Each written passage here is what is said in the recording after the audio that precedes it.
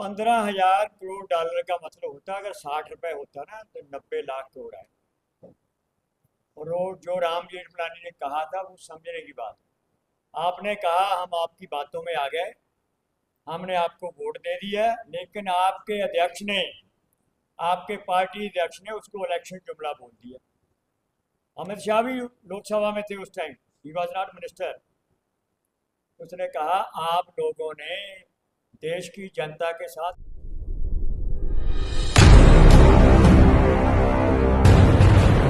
मैं गिरधारी जी को बुलाना चाहूंगा, जो वरिष्ठ नागरिक हैं, साथ साथ कनाडा से एनआरआई हैं, कनाडा से आए हैं और सबसे पहले आंदोलन को उन्होंने समर्थन दिया था।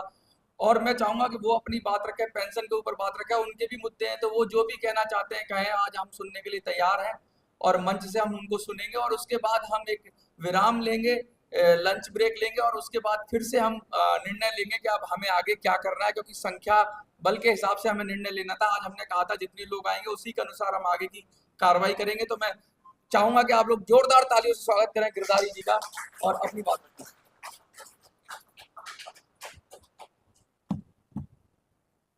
मंच पर बैठे मेरे साथी और आप सभी वरिष्ठ काम है, मेरे ख्याल यूथ वाले ज़्यादा हैं, नौजवान साथियों को और मेरे सीनियर सिटीजन साथियों को नमस्कार, सत श्री अकाल, आदाब, जय हिंद, वंदे मातरम। आवाज़ आ रही है? बिल्कुल। दोस्तों ऐसा है, जिस दिन मुझे मनोज जी ने ये बात बताई कि वो एक मुद्दा लेकर देशव्यापी मुहिम चला रहे हैं, बाई चांस उनका मेरे साथ संपर्क हुआ है, तो मैंने कहा आज भी शायद आप अगर देखेंगे मेरी उम्र 74 है, मैं 74 साल का। तो मैं, मेरा ख्याल बहुत से लोगों से वरिष्ठ नागरिक हूँ और मैंने 35 साल नौकरी भी की है। अभी अगर कनाडा में हूँ, वहाँ अभी भी जॉब करता हूँ, पार्ट टाइम जॉब करता हूँ और वहाँ कोई रिटायरमेंट एज नहीं है। मैंने 71 की एज में वहाँ नौकरी शुरू की है पार्ट टाइम। पर मैं आपके साथ कुछ जानकारी शेयर करूँगा। आपके पास बहुत कुछ है। अगर आपने रामायण में कुछ चर्चा सुनी हो या हमारी संस्कृति में चर्चा सुनी हो, तो जामवंत जी ने हनुमान जी को एहसास कराया था, याद कराया था कि उनके पास कितनी शक्ति है। मैं आपको 2-3 पॉइंट में पहले आपकी शक्ति बता दूं। ये मांगना बंद करो, मांगना बंद करो। हर आदमी, हर वरिष्ठ नागरिक के पास कम से कम 10 परिवार होते हैं। उनके अपने ससुराल थे, है थे, उनके अपने भाई बहन थे, उनके भाई बहन के ससुराल हैं, उनके बच्चों के ससुराल हैं। कम से कम 15-15, 20-20 परिवार आपके साथ। अगर आपकी बात वो नहीं सुनते, सरकार क्यों सुनेगी? कभी आपने उनके साथ चर्चा की है? अपने बच्चों के साथ चर्चा किया कभी? अगर वो आपकी बात नहीं सुनते, आप उनको सुनाना नहीं चाहते या उनसे डरते हो, तो सरकार से क्या मांग सकते हो? सामने कौन है? सामने कौन है सरकार में? आपने अपना पैसा दिया है। वो सरकार चोर नहीं, डाकू है। आपके ने पैसा दिया फिर भी आपको पेंशन नहीं मिल रही। अब उसके उसको सरकार बोलेगी या डाकू बोलेंगे, बताइए? अब डाकू से लेना पड़े वापस, क्या करना पड़ता है बताइए? आप मेरे से, आप भी मेरे साथी हैं, बताइए। हैं? पकड़ना पड़ता नहीं, डाकू एक आता है मोहल्ले में, चोरी करने आता है कोई। क्या करते हैं हम? रात को आवाज आती है, क्या करते हो? सारा मोहल्ला इकट्ठा हो जाता है। शोर मचाता है, मचाता है ना। जिसके पास बिल्कुल क्षमता नहीं होती वो भी ऐसे उठकर एक देर लगाता मारता है, पकड़ता है ना। मैं आपको एक एग्जांपल बताता हूँ। मैं नौकरी करता था बेगोवाल डिस्ट्रिक्ट कपूरथला में। रात को 11:30 बजे घर पे आया। उन दिनों लाइट, इन्वर्टर नहीं होते थे, लाइट नहीं थी, मच्छर लड़ रहा था। सबसे ऊंची मंजिल पर जाके चटाई बिछा के सो गया। तभी अभी मुश्किल से नींद आई होगी। सुबह मुझे 5:30 बजे फिर ट्रेन पकड़नी थी, डेली पैसेंजर था। तो मोहल्ले में अभी शायद नींद आई कि नहीं आई पता नहीं, आवाज आई चोर चोर चोर। थका हुआ था, नींद नहीं आ रही थी, मच्छर लड़ रहा था, सुबह फिर जाना था उठ के। तो मैं तीसरी मंजिल से नंगे पांव दौड़ के आया। लोगों ने चोर पकड़ा हुआ था तो मैंने भी ऐसे कर, ये काम आपको करना। आप अपनी शक्ति को पहचानिए। जितनी शक्ति आप में है वो आज के युवा में नहीं है। मैं कह दूं, ये सामने बैठे हैं युवा, इनके पास 10 घंटे दिन में है मोबाइल देखने के लिए, इनके पास 10 घंटे हैं, 20 घंटे हैं यूट्यूब देखने के लिए, चुटकुले भेजने के लिए, चुटकुले पढ़ने के लिए, इनके पास सब कुछ है। अपनी ज़िंदगी बनाने के लिए, देश के बारे में, ये कि मैंने पेपर लाया हूँ आज, मैं दावे के साथ कहता हूँ ये पेपर को 15 मिनट नहीं पढ़ेगा, जबकि 15 मिनट में 2 बार पढ़ा जाता है। इस पेपर में ज़िंदगी बनने वाली है। मैं रिटायर्ड बैंक ऑफिसर हूँ, पेंशनर हूँ। मैं आपकी पेंशन का समर्थन नहीं करता है, मैं देने वाला हूँ। सरकार बनाएंगे, हम देंगे, मांगेंगे नहीं। अब जब चुनाव चल रहा है तो आप मांग रहे हो, वो चुनाव चल रहे हैं, वो दौड़ गए, वो तो आपके घर में आने वाले हैं। जूते मारो ऐसे लोगों को। वो एमपी कहाँ है जिसने आपकी बात नहीं सुनी? पूछो उससे। मेरे 5 प्रश्न हैं। कोई आदमी आपके घर में आए, उसको एक बात पूछो, भाई डीजल पेट्रोल रसोई गैस की कीमतें कम होनी चाहिए कि नहीं होनी चाहिए? पूछो, पूछा किसी ने? जिस दिन मोदी जी आए थे, एक बात बोली थी, मेरा नसीब बहुत बढ़िया है, बोला था, याद है आपको? डीजल पेट्रोल रसोई इंटरनेशनल लेवल पर कच्चे तेल की कीमतें कम हो गई थी, मोदी जी ने कहा था मेरा नसीब बहुत अच्छा है। तब डीजल 65-70 रुपए था, 110 तक भी गया। कच्चे तेल की कीमतें कम भी हुई। एक दिन ऐसा आया जिस दिन डीजल मंगवाने के लिए उस कंपनी को घाटा पड़ रहा था। $0 पर बैरल से रेट कम हुआ था, अगर आपको याद हो। मोदी जी तब भी 110 रुपये ले रहे थे। मतलब समझने की कोशिश करो। आज 10 साल में, मैं एक छोटी कैलकुलेशन शेयर करता हूँ, आपकी लूट कहाँ से हो रही है, फिर आपको लेना कहाँ से, पैसा है कहाँ? क्योंकि मैं बजट के बारे में चर्चा करूंगा, मैं मांगने वालों में नहीं है। मैं बजट पिछले 10 साल से बना के देता हूँ सरकार को, एडवांस में बना के देता हूँ कि पैसा कहाँ है, उस कहाँ से लिया जा सकता है। शायद उसी का असर था, बाबा रामदेव और मोदी मिल गए थे। विदेशों में काला धन है, वापस लाएंगे। मैं 15 लाख की बात नहीं करता, लेकिन मैं राम जेठमलानी की बात करूँ। स्वर्गीय राम जेठमलानी को सभी जानते हैं ना, सुप्रीम कोर्ट का सबसे बड़ा वकील था। उसने, भाजपा ने ही नॉमिनेट किया था राज्यसभा, बीजेपी नॉमिनेटेड एमपी था। उसने 9 सवाल डाले थे, पूछे थे अरुण जेटली से। तब अमित शाह मिनिस्टर नहीं थे, तब वे बीजेपी के प्रेसिडेंट होते थे। उनकी प्रोसीडिंग है, मैं आपको वो प्रोसीडिंग भेज दूंगा, राज्यसभा की कार्रवाई में दर्ज है।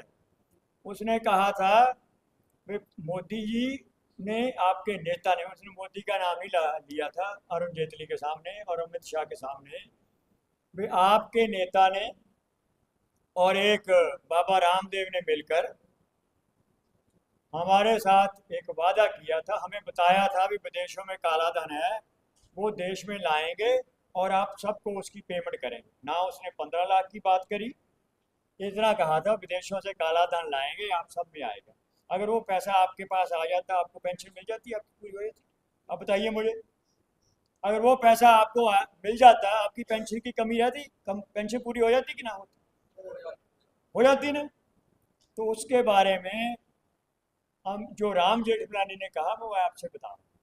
राम जेठमलानी ने कहा, आपने कहा, आपकी बातों में मैं भी आ गया, आपकी बातों में देश की जनता आ गई, देश का मतदाता आपकी बात में आ गया।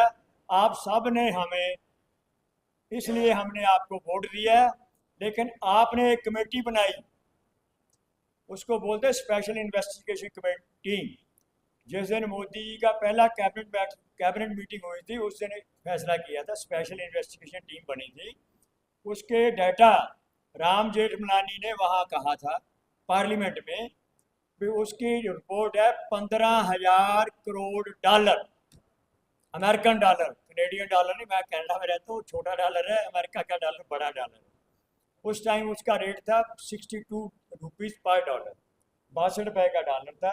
उन्होंने कहा भी आपकी कमेटी की रिपोर्ट ने ये लिख दिया है पार्लियामेंट में कि देश के बाहर विदेशों में 15,000 crore US dollar, please sir please please आपकी जानकारी के लिए है, प्लीज़ आपके लिए भी जानकारी है, आप जरा नोट करिए।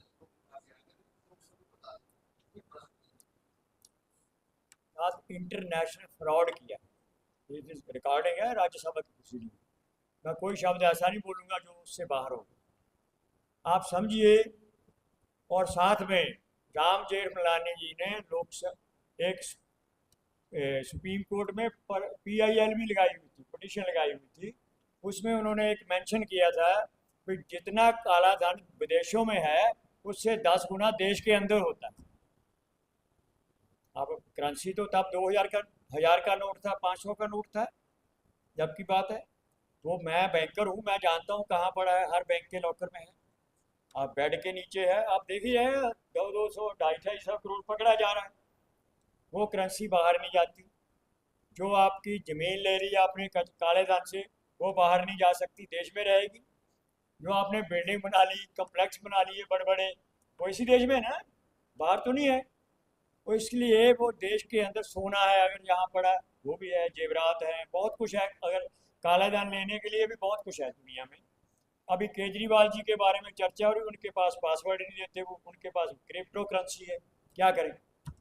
ये मॉडर्न है, समझदार IRS ऑफिसर है, उसको ये पता है भी क्रिप्टो करेंसी का कोई सिस्टम नहीं होता, पासवर्ड नहीं देता। ईडी वाले ने एप्पल वालों को बोला, जिनका उनके पास है, मैं भी आपको जरा दिखाऊं, ये देखो एप्पल वाला ये मेरे पास है। मतलब इसका एप्पल कंपनी ने मना कर दिया कि हम आपको डेटा नहीं दिखा सकते, तो इन लोगों के पास ऐसा ऐसा पैसा भी है, मेरा मतलब कहने का। सो मैं एक पॉइंट नंबर 2, अगर आपको पेंशन लेनी है, अब मैं आपकी पेंशन की बात करूंगा। मैं बजट एनालिस्ट हूँ और बताता हूँ कि पैसा देश का कहाँ है, कहाँ से आ सकता है, कैसे आपको मिल सकता है। मोटी मोटी 2-3 बातें बताऊंगा। टाइम है ना आपके पास? हाँ, आराम से सुनना, क्योंकि आपके बच्चों की ज़िंदगी इससे जुड़ी हुई है, आपका भविष्य और आपके बच्चों का भविष्य। समझने की कोशिश करिए मुद्दा क्या है।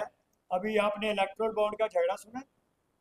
कोई कहता 12,000 करोड़ के हैं, कोई 16,000 करोड़ के। एक अब लेटेस्ट फिगर आई है कि 20,000 करोड़ के। जिस दिन सुप्रीम कोर्ट ने अपने निर्णय सुरक्षित कर लिया था, उसके बाद भी स्टेट बैंक ऑफ इंडिया ने वो प्रिंट करा के कोई पार्टियां ने खरीदे हैं। जिस दिन सुप्रीम कोर्ट फैसला कर देती भी हमें कोई रिजर्व दिस ऑर्डर, उन्होंने रिजर्व कर दिया, उसके बाद नैतिकता कहती है कि आपको उस दिन काम बंद होना चाहिए, ये should have been put on hold, रोकने चाहिए थे। उसके बाद भी 4,000 करोड़ के ले लिए, और उसमें इस हमाम में सब दंगे हैं। मोदी के पास है, राहुल कांग्रेस के पास है, ममता बनर्जी के पास है, MK स्टालिन के पास है, के चंद्रशेखर राव के पास है, आम आदमी पार्टी के पास है। अब किसको बोले ये नहीं लेते? ये सब लोग उस पैसे का, पर फिर भी मैं आपको उससे आगे की बात बताता हूँ। वो कह रहे हैं 20,000 करोड़ का फ्रॉड हो गया, चंदा लिया और धंधा दिया, व्यापारियों ने पैसे दिए और अपने लिए निर्णय करा लिया सरकार से। पर उसके बाद बड़ा काम क्या है, यहाँ हेडलाइन मैनेजमेंट होती है। एक दिन केजरीवाल की खबर चलाकर 10 दिन राहुल गांधी की खबर बंद हो जाएगी, इलेक्ट्रल बॉन्ड की खबर बंद हो जाएगी। वो ऐसी ही सुर्खियाँ लाएंगे टीवी पर, मीडिया में लाएंगे, जिसमें क्या होगा, केजरीवाल की जेल जाने की यात्रा 10 दिन दिखाते रहेंगे, ईडी के पास जा रहा है, उसके अंदर ही 20,000 करोड़ का इलेक्ट्रल बॉन्ड छुपा दिया, टीवी ने बंद कर दिए। अब मैं उसके भी आगे जाता हूँ, उस 20,000 करोड़ के बॉन्ड के पीछे ये 900 लाख करोड़ है। ये अप्रैल 2015 का है, आज का नहीं है, अप्रैल 2015 की प्रोसीडिंग है राज्यसभा की। आप अंदाजा लगाइए कि 20,000 करोड़ के इलेक्ट्रोल बॉन्ड के चक्कर में क्या करेंगे? 900 लाख करोड़ की आपको बात नहीं करनी। आपको कौन सी बात करनी चाहिए? अगर 900 लाख करोड़ रुपया इस देश में जब्त करके सरकारी खजाने में आ जाए तो उसको हर साल बजट में 50 लाख 60 लाख करोड़ रुपए दिया जा सकता, बजट में एलोकेट करके, जिससे बाकी जो कुछ मैं इस पेपर में लिखा आप डिटेल में पढ़ लेना। अगर आप सीरियस होंगे तो 15-20 मिनट जरूर लगाएंगे। अगर आपको पेंशन चाहिए, अपने बच्चों का बढ़िया भविष्य चाहिए, मैं गारंटी देता हूँ आप तभी पढ़ोगे, नहीं तो आप भी यूट्यूब देखेंगे, चुटकुले भेजेंगे। I am very serious about.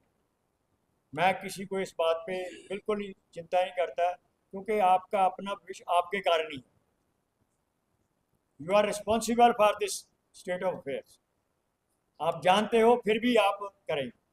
अब सबको पता है भी काले धन की नदियां बहाई जाएंगी, शराब भी होगी, कैश भी मिलेगा, हर तरह की काइंड में भी मिलेगा, सबको मिलेगा, आप ले भी लेंगे। और मजे की बात है, इलेक्शन कमीशन ने आज एक लिस्ट पब्लिश की है कि एक कैंडिडेट कितना कितना खर्च करेगा। एक जगह उसने ये भी कहा कि 6 रुपए का कप देगा कैंडिडेट। मैं आज पढ़ रहा था, एक 6 रुपए का कप का चार्ज होगा, जो चाय का कप होगा उसके 6 रुपए कैंडिडेट खर्चे में दिखा सकते हैं। ये कैसा मजाक है?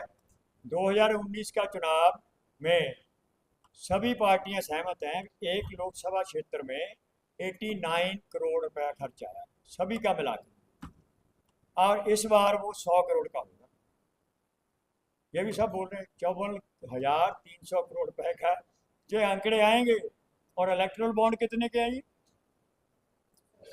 20,000 करोड़ के। उसके बाद हमारे देश की वित्त मंत्री कैसा भद्दा मजाक करती है हमारे साथ। उसके अंडर है इलेक्ट्रल बॉन्ड, उसके अंडर है रिजर्व बैंक ऑफ इंडिया, उसके अंडर उसी की मिनिस्ट्री में है स्टेट बैंक ऑफ इंडिया, उसी के अंडर ईडी है, उसी के अंडर डीआरआई है। और वो पता क्या कहती? मेरे पास चुनाव लड़ने के लिए पैसे नहीं। आपने पढ़ा है ना, सुना है ना, अखबार में पढ़ा होगा। देश की वित्त मंत्री जो 20,000 करोड़ रुपए के इलेक्ट्रल बॉन्ड लेती है, जिसमें से लगभग 50% अकेले बीजेपी को मिलते हैं। मैंने देखा जेपी नड्डा जी को, मैं कहा नड्डा जी ये बेचारी गरीब है आपकी। इसके हस्बैंड कहते हैं दुनिया में सबसे बड़ा फ्रॉड अगर किया है तो इलेक्ट्रल बॉन्ड का फ्रॉड दुनिया में सबसे बड़ा फ्रॉड निकलेगा, निर्मला सीतारमण का। उसके घर वाला कहता है, और वो कहती मैं गरीब हूँ। इन पे विश्वास ना करिए। मेरा कहने का मतलब क्या है, मुद्दे बहुत बड़े हैं, इन पे विश्वास ना करिए। मैं 2 बातें छोटी छोटी आपकी टूट की बताता हूँ जो आप रोज देते हो और उसको समझते नहीं। भाई जब अंतर्राष्ट्रीय लेवल पर कच्चे तेल की कीमतें कम हो गई हैं तो क्या वो एक्साइज ड्यूटी जो लगाई है, जो वैट लगाया, जो फ्यूल टैक्स लगाया, विंडफॉल टैक्स कल भी बढ़ाया, क्योंकि मैं बैंकर हूँ, मैं हर चीज़ को फॉलो करता हूँ, देखता हूँ। विंडफॉल टैक्स कल भी बढ़ाया डीजल पेट्रोल पे। मतलब क्या है, आपको आपका 40% खर्चा से केवल डीजल पेट्रोल और रसोई गैस के कारण बढ़ गया। जब डीजल पेट्रोल और रसोई गैस की कीमतें बढ़ती है तो सभी चीज़ें महंगी होती हैं। उसके कारण 10% से लेकर 12% एवरेज महंगाई हो जाती है, एवरेज। तो गरीब आदमी के पास मोटरसाइकिल नहीं है, स्कूटर नहीं है, पर वो जीएसटी देता है ना। वो महंगा डीजल से जो वस्तुएं तैयार होती हैं, मैन्युफैक्चर होती हैं, महंगी चीज़ें तो खरीदता है।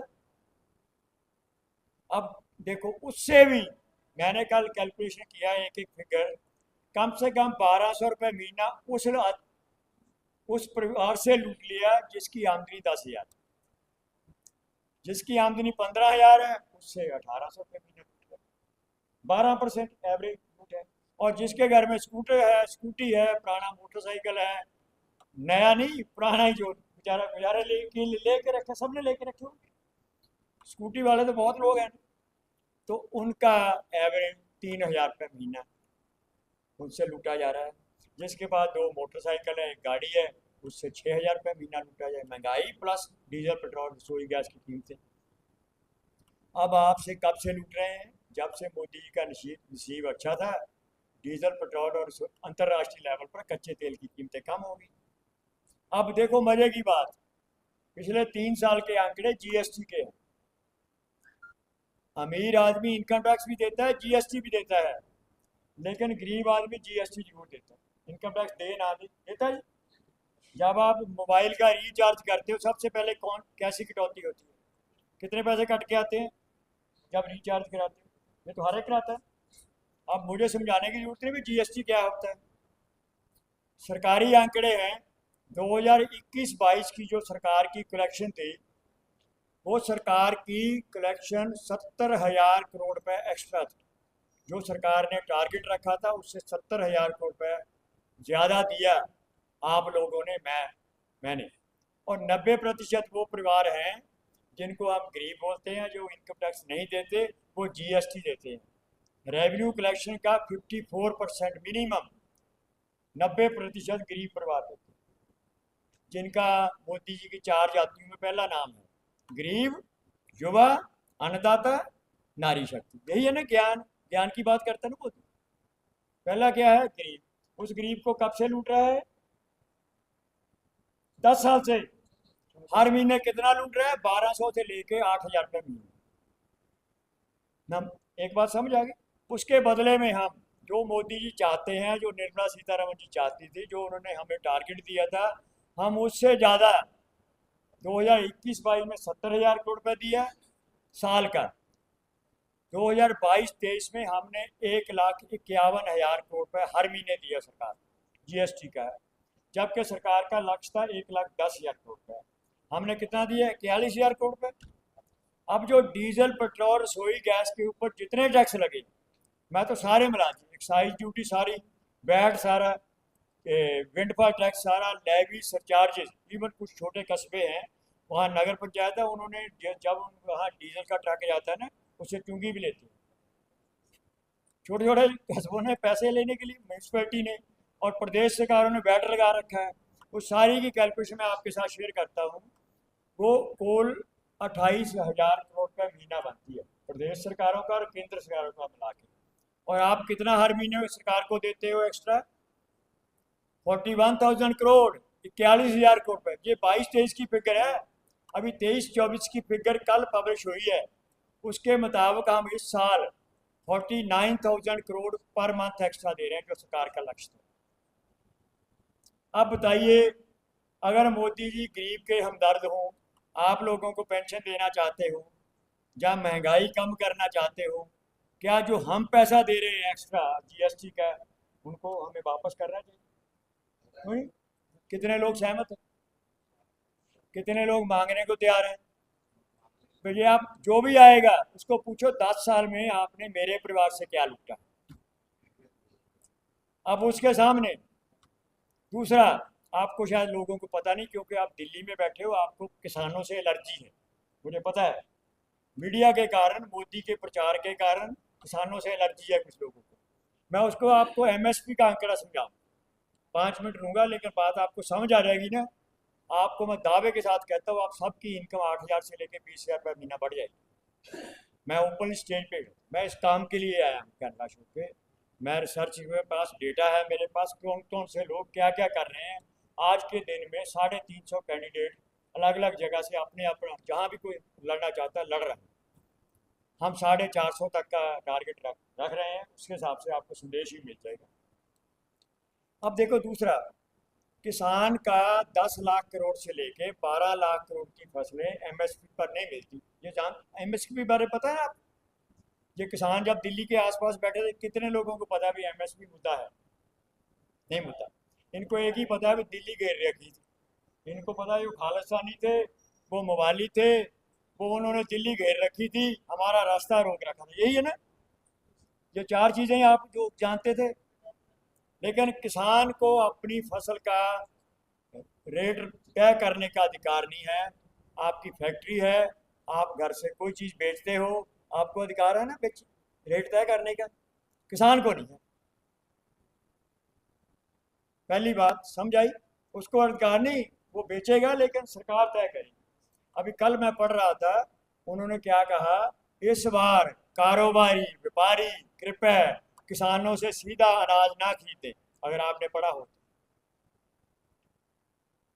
दुनिया में फूड क्राइसिस है, हमारे देश का किसान दुनिया को खिला सकता है अगर वो पैदावार करेगा, बिकी उसकी खरीदी करके हम बेचेंगे तो दुनिया को खिला सकती है, किसान को मिलेगा। लेकिन मैं उसके आंकड़े उसी तरह से पेश करूंगा आपके सामने। किसान की फसल 11 लाख करोड़ की फसल 25 से 30% कम रेट पे मिलती है, उसको बिकती है। किसान की फसल 25 से 30% कम रेट पे बिकती है। उसका कारण साल में, प्लीज़ मेरी बात, प्लीज मैं आपकी बात का जवाब भी दूंगा, आप सुनिए ध्यान से, पहले बात को समझने की कोशिश करिए। 3 लाख करोड़ रुपया किसानों का नुकसान हो रहा है क्योंकि उनको उनका दाम एमएसपी नहीं मिलता। मैं नहीं कहता कि उसको ज़्यादा रेट में मिला, जो घोषित है एमएसपी वो नहीं मिलती। अब 3 लाख करोड़ रुपया जाता किसके पास है, आप समझने की कोशिश करिए। वो ना तो नदी में बहाते हैं, ना उसको जलाते हैं, ना समुद्र में गिराते हैं। फसल बिकती है ना कोई खरीदता है। वो इस देश का 30-35 हज़ार गल्ला व्यापारी, अनाज का व्यापारी, मिल माल खरीदता है कम रेट पे। वो 3 लाख करोड़ रुपया 12 करोड़ किसान परिवारों के पास नहीं जाता। किसके पास जाता है? 30-35-40 हज़ार, मानिए 50 हज़ार मिल मालिक भी होंगे, 1 लाख लोगों के पास जाता है। अगर किसान को एमएसपी मिले, वो पैसा कहाँ खर्च करेगा? 3 लाख करोड़ रुपए। आपका कोई रिश्तेदार गांव में दुकानदार है ना आपका दुकान रिश्तेदार कोई? किसान जब मंडी से या किसी जगह से पैसा लेके घर को चलता है, सबसे पहले क्या देता है? जिससे उधारी ली है उसको वापस करता है ताकि अगले साल फिर उधार ले लें। उसके बाद जो बच्चों की कोई इच्छा थी भी ये सामान घर के लिए लेना है, उसने रोक रखा था, अच्छा फसल आएगी खरीदी करेंगे। कभी ब्याह शादी भी है, घर में कोई मंगल कार्य भी है, कोई रसोई बनानी है, कोई कमरा बनाना है, वो पैसा किसके पास जाता है? जो किसान के पास आएगा, किसके पास जाएगा? दुकानदार के पास। और आपको इंटरेस्ट, आप हैरान हो जाएंगे जानकारी समझ कर। सारे इस देश में 6 करोड़ दुकानदार हैं, छोटे दुकानदार हैं, गांव में, कस्बों में, छोटे शहरों में 6 करोड़। अब 12 करोड़ किसानों का नुकसान भी हो गया और 6 करोड़ दुकानदारों का भी नुकसान होगा। अगर किसान के पास पैसा आएगा दुकान पे जाएगा, दुकान पे पैसा जाएगा, उसकी बिक्री बढ़ेगी, सेल बढ़ेगी, तो उसकी आमदनी बढ़ेगी। एक एमएसपी से, मैं ऊपर नहीं कहता हूँ, अगर एमएसपी से हम लेकर दे देंगे, हम तो सरकार बनाने के लिए आए, हम ऐसी वैसी बात करते नहीं, मांग नहीं रहे। सरकार बनाएंगे, किसानों की 11 लाख करोड़ की फसलें घोषित एमएसपी पर खरीदी करेंगे, उससे 12 करोड़ किसान परिवारों को 10 हज़ार से लेकर साल का 50 हज़ार का फायदा होगा। अगर एमएसपी मिलती है, उसके साथ 6 करोड़ दुकानदार आपके रिश्तेदार हैं गांव में, जाके पता कर लो, अगर सेल होगी तो उनको भी आएगा। तो कहने का मतलब एमएसपी को समझने की कोशिश करो। ये प्रचार करेंगे, लेकिन 18 करोड़ परिवारों को अगर ये बात समझ आ जाए, प्रोफेसर साहब मैं सीरियसली बोल रहा हूँ, उनको ये बात अगर समझ आ जाए, क्या मोदी रहेगा या हटाया जा सकता है? मेरा सिंपल क्वेश्चन है।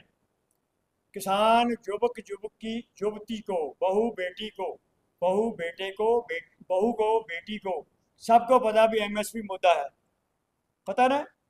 बस उसको बताना है भी एमएसपी मुद्दा है, एमएसपी आपको मिलेगी तो आपके घर में 10 हज़ार से लेकर 50 हज़ार आएगा साल का। मोदी कितना दे रहा है? 9 करोड़ परिवारों को 6 हज़ार रुपये साल का। हम कितने परिवारों की बात कर रहे हैं? 12 करोड़ किसान परिवारों को 10 हज़ार से लेकर 50 हज़ार रुपये। ये बात समझानी मुश्किल है। नंबर 2, 6 करोड़ दुकानदारों को, भाई किसान आपका दुश्मन नहीं है, किसान के पास पैसा आता है, आप घर में खुशहाली आती है। मैं एक गन्ने के ऊपर सर्च किया था, सारे देश में गन्ना कहाँ कहाँ होता है। मोदी जी की आवास योजना कब आई है मुझे नहीं पता। जहाँ जहाँ पिछले 25 साल से लेके 30 साल पे गन्ने की खेती हुई है, वो कर्नाटका हो, वो आंध्रा हो, वो गुजरात हो, वो राजस्थान हो, वो तमिलनाडु हो, पंजाब हरियाणा राजस्थान तो छोड़ दो, बिहार छोड़ दो, जहाँ जहाँ गन्ने की खेती वहाँ एक भी झुग्गी झोंपड़ी नहीं है। कच्चा मकान तो बात की बात है, गरीब का मकान ही पक्का है। मैं उसके बाद एमएसपी की बात की है। फिर अगर गन्ने की पेमेंट किसान को ज़्यादा मिली, एसपी मिलती है, बढ़ा के देती केंद्र सरकार के बजाय प्रदेश सरकार दे सकती है, उसके कारण उसको रोकने के लिए अखिलेश भी गया, अखिलेश की गवर्नमेंट भी गई किसानों के खिलाफ। आज तक गन्ना ब्याज का पेमेंट हाई कोर्ट ने फैसला किया है, इलाहाबाद हाई कोर्ट ने, लेट पेमेंट का, विलंब गन्ना पेमेंट का भुगतान 3,000 करोड़ रुपये बनता है। पहले अखिलेश ने रोक के रखा 3 साल, जब वो मुख्यमंत्री था। अब योगी को आए 7 साल हो गए, वो भी नहीं दे रहा। मेरा पॉइंट मैं आपको इसलिए नहीं कह रहा कि आपके लिए हमारे 3 ही लक्ष्य हैं। मैं 2 मोटे मोटे हर एक को समस्या का समझ आ गई कि आपका पैसा लूट रहा है। नंबर 2, पैसा मिलेगा कहाँ से?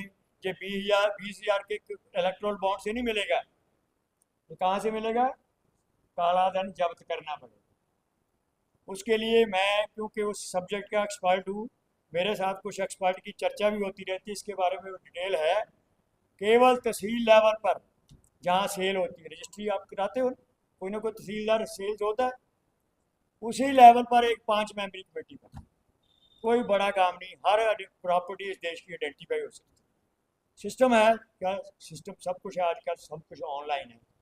और आपकी जानकारी के लिए हमारे उस सब्जेक्ट में एक बात और भी, 50 लाख करोड़ रुपया हम हर साल बजट में अतिरिक्त एलोकेट करेंगे, एडिशनल देंगे 50 लाख करोड़ रुपए। उसमें हर घर की आमदनी 35% से लेके 50% बढ़ जाएगी। आप इनसे पूछ लो किसी को करने वाला है? लंबी बात, क्योंकि मैं कुछ आंकड़े शेयर कर रहा हूँ, क्योंकि कुछ चीज़ें हो सकता है आपको नहीं भी समझ आए, तो मेरे साथ बाद में भी चर्चा कर सकते हो। मेरा पॉइंट लास्ट में एक ही है, अगर आपके पास इच्छा शक्ति है, अगर आप लड़ना चाहते हो, रोना नहीं चाहते, मांगना नहीं चाहते, लड़ना चाहते हो। अब इसके लिए मैं किसानों से जो अक्सर बात करता हूँ कि मोदी ने 2 काम अच्छे कर दिए। वो कहता है एमएसपी थी, एमएसपी है, एमएसपी रहेगी, यही बोलता है। नंबर 2, किसान कहता है हमें एमएसपी मिलती नहीं, फिर गई कहाँ? नहीं मिलती। अब उसके ऊपर क्या किया है? आपने लखीमपुर खीरी का लोग जानते हैं, कुछ किसानों को वो गाड़ी लेके मार दिया था, 4-5 किसान भी मारे, एक वो तो मीडिया वाला भी एक मारा गया था, उसमें कुचला गया था। अब उस आदमी को वो कह रहे हैं उसको सजा दो, मिनिस्ट्री से निकालो।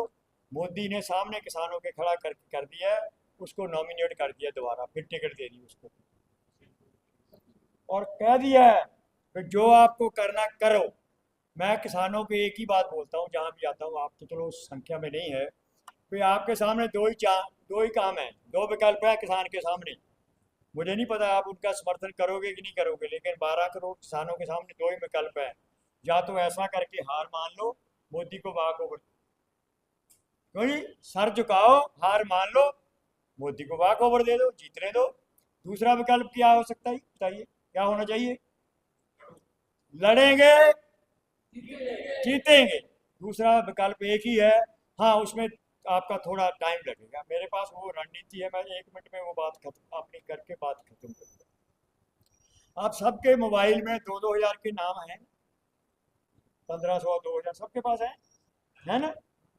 वो आपके फ्रेंड है, फ्रेंड्स भी हैं, रिश्तेदार भी हैं। क्या उनको अगर एक्स्ट्रा आमदनी मिलने वाली बात करें, वो आपकी बात सुनेंगे कि नहीं सुनेंगे? उनकी इनकम बढ़ानी है, उनसे लेना नहीं, कुछ चोरी नहीं करना। आपको अभी तक नहीं समझ आई, मैं दोबारा बोल देता हूँ। देश के अंदर काला धन है, विदेशों में काला धन है। मैं करूंगा बात, मैं इसी तो कह रहा हूँ, जब सुनते मैं करूंगा वो भी, पर बात मेरी ध्यान से सुनिए। हर आदमी के पास अपना सोशल मीडिया ग्रुप है, जिसको आप भेजते हो, फॉरवर्ड करते हो, बैकवर्ड करते हो, कुछ ना कुछ करते रहते हो। उसमें से केवल 100 लोगों का नाम छांटना है, जिनको आप समझते हो वो सीरियस है या वो आपकी बात सुनेंगे। उनको मेरे पास हमारे पास ये पीडीएफ में भी है, इसमें सब कुछ दिया हुआ है भी कहाँ से पैसा आएगा, कैसा आएगा, करेंगे। उनको एक ही मैसेज देना भी हम आपको पीडीएफ भेज रहे हैं 2 पेज का, इसको आप पढ़िए, पढ़ने के बाद अपने सुझाव दीजिए। अभी तक ये फाइनल नहीं है, ये बहुत से लोगों के सुझाव आने के बाद अभी तक ये बना है। अब हो सकता है 3 पेज का हो जाए। अगर आपका सुझाव अच्छा हो, हम लोगों का भला कैसे कर सकते हैं, आपकी पेंशन कैसे मिल सकती है, आप भी अपने सुझाव दीजिए। अभी फाइनल नहीं किया, हमारा टेंटेटिवली है 10 से लेके 15 अप्रैल के बीच।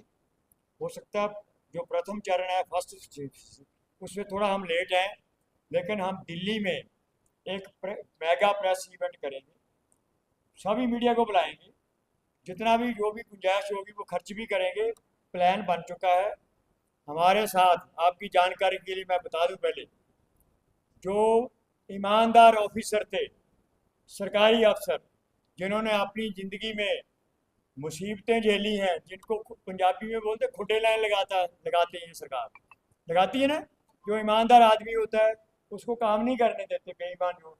वो ऐसे हमारे पास 4,000 अधिकारी, उसमें डीजीपी भी शामिल है। मैं आपकी जानकारी के लिए कर दूँ, आप बोलेंगे मैं ऐसे बोल रहा हूँ। 4,000 ऐसे लोग हैं जो कहते हैं आप हमें बताइए आप करना क्या चाहते हो। हम उस दिन यही बताएंगे कि हम क्या कर रहे हैं, क्या कुछ हो रहा है। They are hour at hour back, वो हमारे पीछे।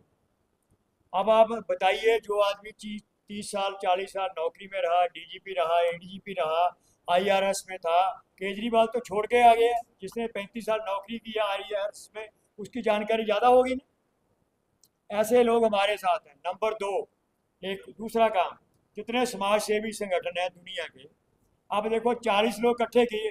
भाई साहब बात करो, एक मिनट प्लीज़ बंद करो, रिक्वेस्ट है मेरी। आप जानकार बहुत हो सकते पर बात सुनने की कोशिश करिए। उसमें क्या है, बहुत से समाज संगठन हैं जिन्होंने 30 30 साल से 40 40 साल से काम कर रहे हैं। देखो, एक तरफ मोदी ने 40 चोर इकट्ठे कर लिए, मैं तो 40 चोर बोलता हूँ।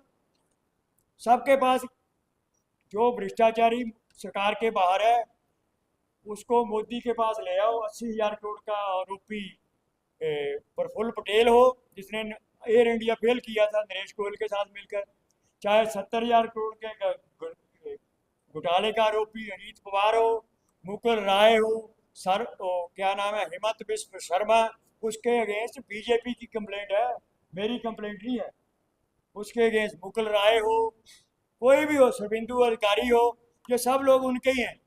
अभी अशोक चौहान है, उसके बारे में आधे मिनट में बात करूंगा।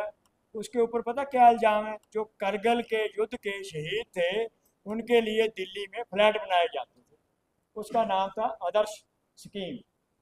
उसका घोटाला के आरोप में अशोक चौहान को अपनी गद्दी छोड़नी पड़ती।